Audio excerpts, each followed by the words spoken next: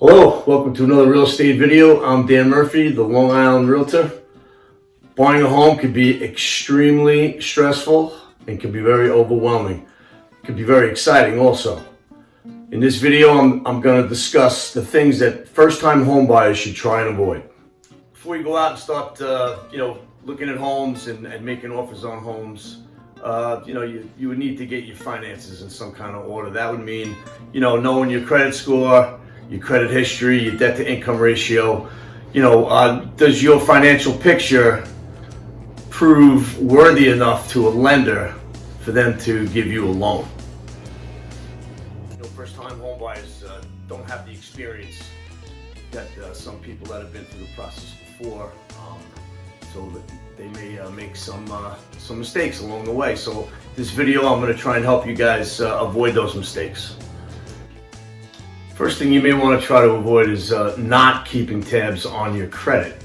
You and your spouse may have late payments. You may have debt collection actions against you. Lender's going to look at your credit report. He's going to see this. They may not give you a favorable rate. They may not even give you a loan. Either way, it could be very frustrating and it could push you back on a timeline. A lot of the negative items on your credit report, you can't really have them taken off right away. Generally, or unfortunately, they stay on your credit report for like 7 to 10 years. But the only thing you can do to boost your credit score is, maybe make your payments on time on your bills.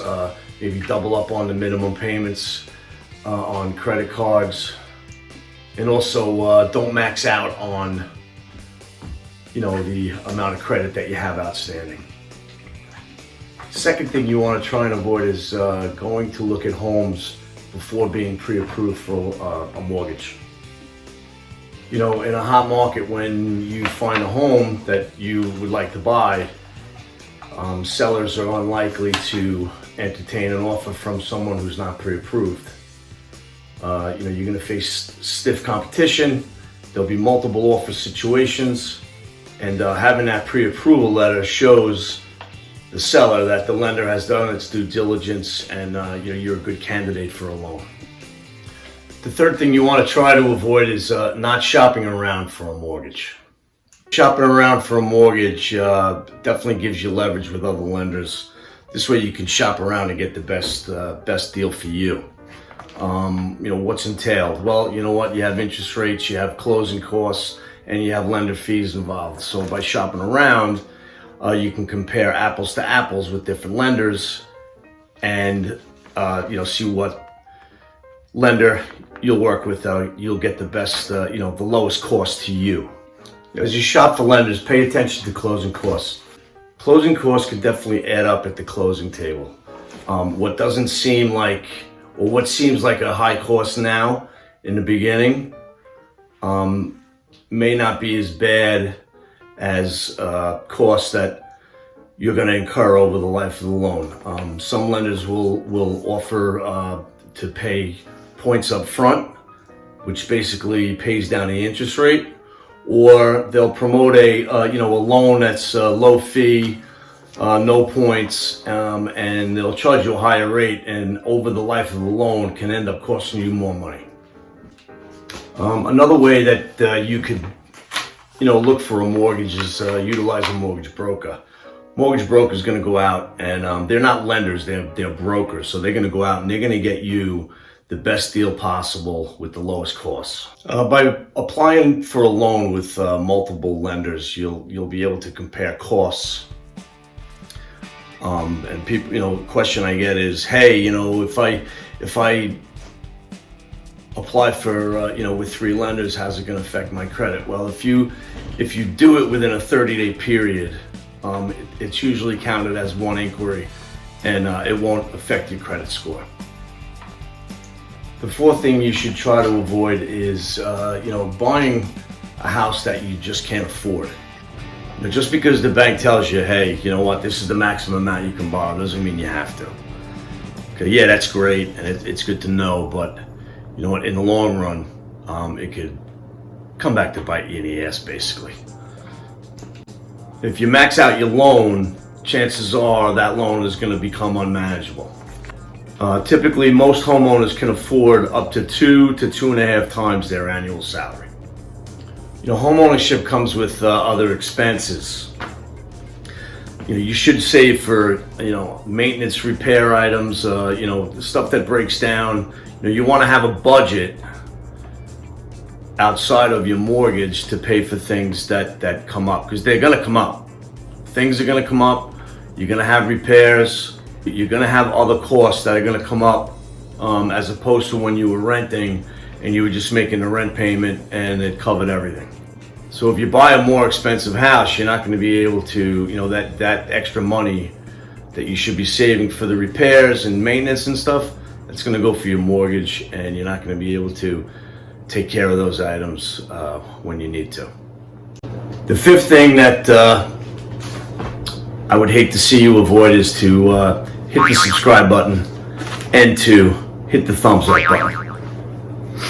It's really not the fifth thing, but the fifth thing is, not hiring a real estate agent. Real estate agents can help you, narrow down areas, can spot out physical situations with the property, and also walk you through the negotiation process with the seller. Some states require that an attorney handles the transaction, and that's fine, but in those states, the attorney's not going to help you find a home. They're going to help you negotiate, or they'll help you write the offer, negotiate the purchase agreement, and act as a closing agent. If you go on showings without a real estate agent, the seller's agent will offer to represent you. In that case, the seller's agent is really not working in your best interest because he's working for the seller. Their goal is to get the highest and best offer for the seller. So having your own agent whose interests will be more aligned with what your interests are, and they'll be working for you. They will help you make more informed choices. The best thing about working with an agent is ultimately the seller pays the commission, so there'll be no out-of-pocket cost to you in a transaction. The sixth thing you should probably avoid doing is opening or closing a line of credit. Remain status quo on your credit and your finances. This means don't open up a credit line and don't close one, because it could, by opening, can raise your debt to income ratio. Closing one could lower your credit score. And these are both key reasons for a lender to deny your approval. The seventh thing you want to try and avoid is, make a big purchase using credit. Again, keep your finances stable until you close on your home. If you have to buy something, do your best to use cash. Better yet, just hold off to buy furniture or a new TV, whatever it is that you're looking to buy. You also may want to wait a few months to see how you can handle the budget before you go out and add more monthly payments into the mix. The eighth thing you want to try and avoid is moving money around. Mortgage lenders tend to check your credit before giving you the pre-approval, and they'll check it again just before you close. If a lender sees, a wire transfer coming into your account, into a personal account, it could be a loan. And they're going to want to see, they're going to want you to show proof of what that is, or why you're taking money out. You're going to have to account for it. And that could increase your debt to income ratio. Another reason for them to not approve your loan for your mortgage. The ninth thing you should avoid is changing jobs. Changing jobs may benefit your career, but it may complicate the mortgage approval process. Lenders want to see that you have stable income and stable employment. So changes to your employment before closing could put up a red flag. For approval, you typically have to show 2 years of employment, steady employment, and 2 years of steady income. When you change jobs, it disrupts both the income and the employment, particularly if you take a lower paying job. The 10th thing you want to avoid doing is skipping the home inspection. Waiving an inspection could be a costly mistake. Unless you have deep pockets, a lot of cash for, repairs that are unforeseen. Basically, the inspection is done to protect the buyer. The 11th thing first-time home buyers should avoid is comparing the loan estimate to the closing disclosure. Your lender is required by law to give you the closing disclosure 3 days prior to the closing. On this document, you'll have, basically your term that you're going to pay your mortgage, your rate, your closing costs, fees. So you want to compare that to the estimate in case there's any, any fees that went up, or there's like some kind of junk fees, as they're called, that were added on to the disclosure. If there's anything different from the estimate to the disclosure, then you should bring that up with your lender and find out why those fees went up. Hey guys, the bottom line is this: you don't want to sabotage your mortgage and the purchase of your home. These things, they don't seem like they're a big deal, or they don't seem to be that important, but they are. They can sidetrack your closing and create massive headaches. All right, guys, I want to thank you for watching. Again, if you could, hit the thumbs up button, subscribe button down in the corner there for future videos. I hope you found this information helpful.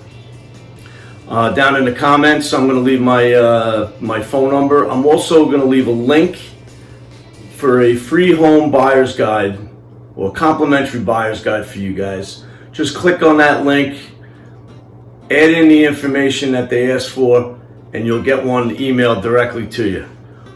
All right, have a great day, and God bless. Thank you very much.